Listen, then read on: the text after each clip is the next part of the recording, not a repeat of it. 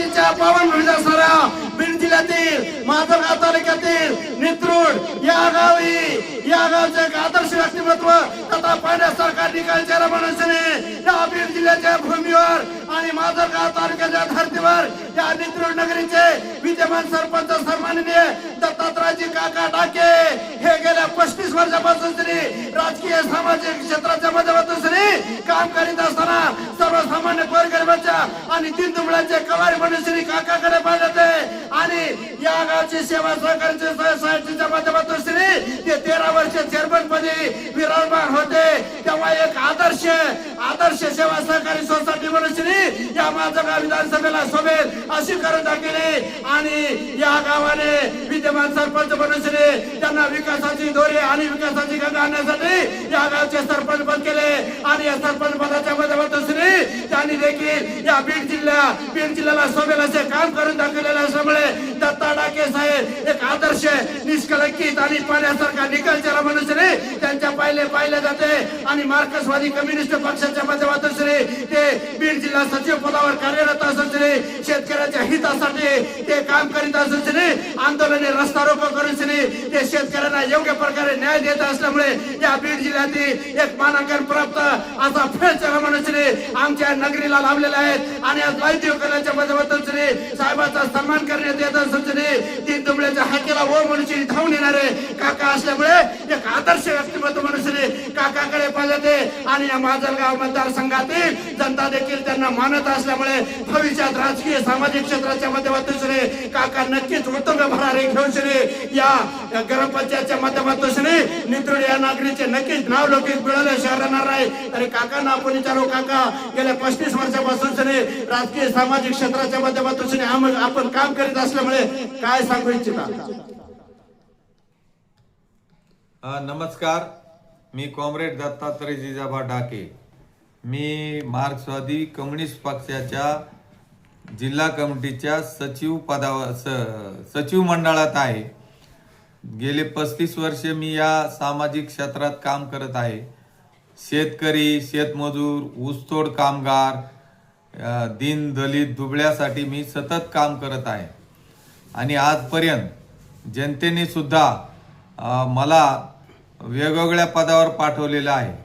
जनतेचे सुद्धा माझ्यावर खूप मोठे उपकार आहेत। मी 3 टर्म ग्रामपंचायतचा सरपंच राहिलो आणि 2 टर्म सेवा सहकारी सोसायटीचा चेअरमन राहिलो।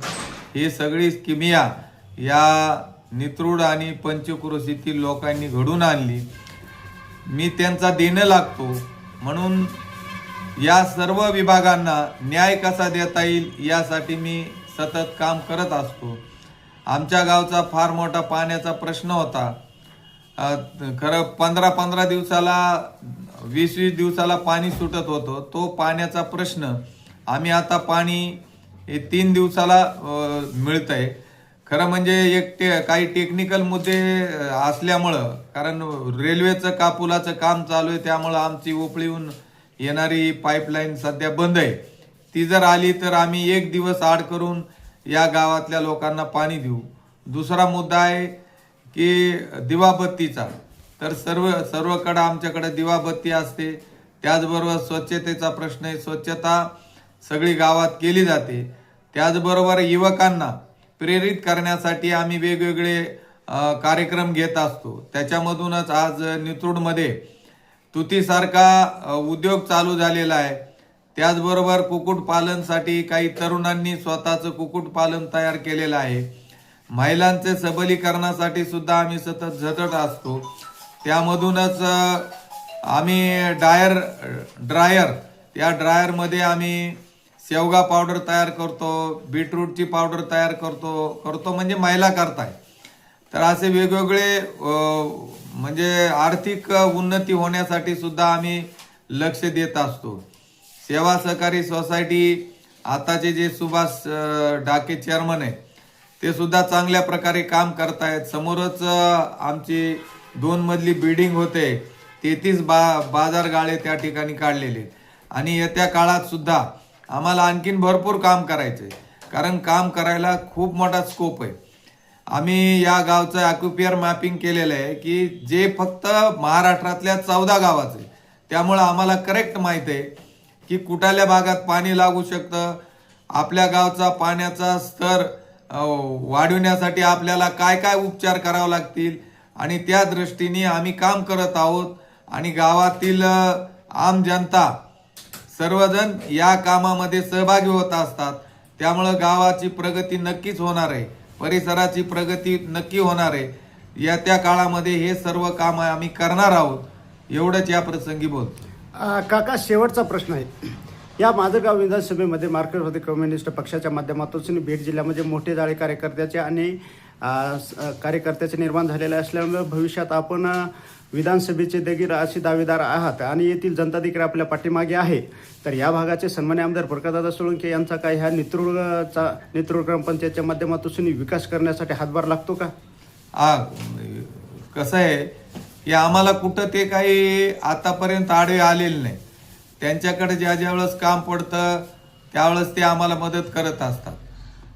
त्याचबरोबर राहिला मुद्दा किंवा विधानसभेचा, तर आमच्याकडे असं होत नसतं मी दावेदार तो आणखीन कोणीतरी दावेदार. पक्ष जो ठरविल त्याला तिकीट मिळत असतं का. आणि आघाडी जर झाली तर आघाडीतला कुणीही माणूस असो, तो आम्ही फक्त व्यक्तीला बघत नाही, तर तो कोणत्या पक्षाकडून लढतो त्यांना आम्ही सपोर्ट करत असतो.